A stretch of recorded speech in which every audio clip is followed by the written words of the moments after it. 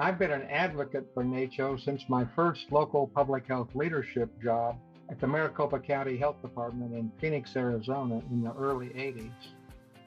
Upon arrival, I did some research and quickly learned that NACCHO was the only national organization supporting and advocating specifically for county public health agencies. Without a strong NACCHO voice, these agencies and their dedicated staff are likely to be overlooked or excluded from critical national, state, and local health decisions and programs. The locals are also continually at risk from funding cuts, especially when public health threats seem to be under control. NACCHO state affiliates also play an important role at the state and local level to assure that their members are actively involved in challenges like the recent COVID-19 pandemic.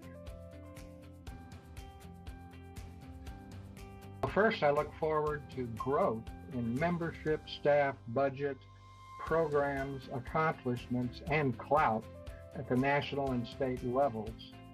Momentum is already happening thanks to COVID-related funding increases, especially in the areas of infrastructure, workforce, and data modernization. In other words, a big opportunity is happening now. I also have a special interest in public health, IT, and informatics, so I hope NACCHO will be able to grow its capabilities to support that very important core component of public health. For example, I would like to see future federal public health IT funding increases and growth in attendance at the NACCHO Public Health Informatics Conference, known as PHI-COM. I served as president of NACCHO, with one C, by the way, for 2.5 years, from 1983 to 1985, while I was the director of the Maricopa County Health Department in Arizona.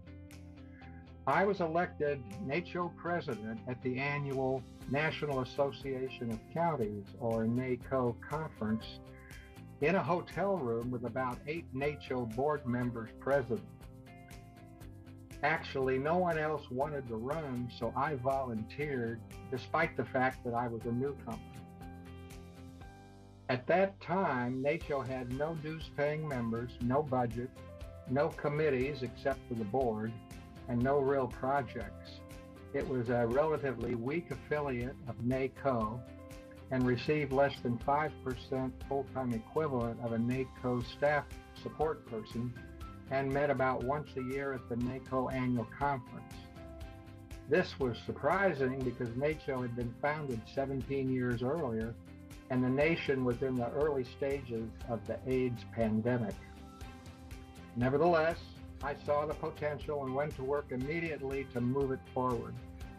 I obtained a grant from HRSA's Bureau of Primary Health Care to write case studies of successful collaboration between local health departments and community health centers. Also, with the funding, we recruited Grace Starbird, a NACCO staff person, to serve as NACCHO's first executive director. We then updated the bylaws, obtained independent 501c3 nonprofit corporate status, started health department membership dues, launched an annual report and newsletter, and opened a rented office in the NACCO office building. Because of this, we were considered a model NACCO affiliate and not a renegade.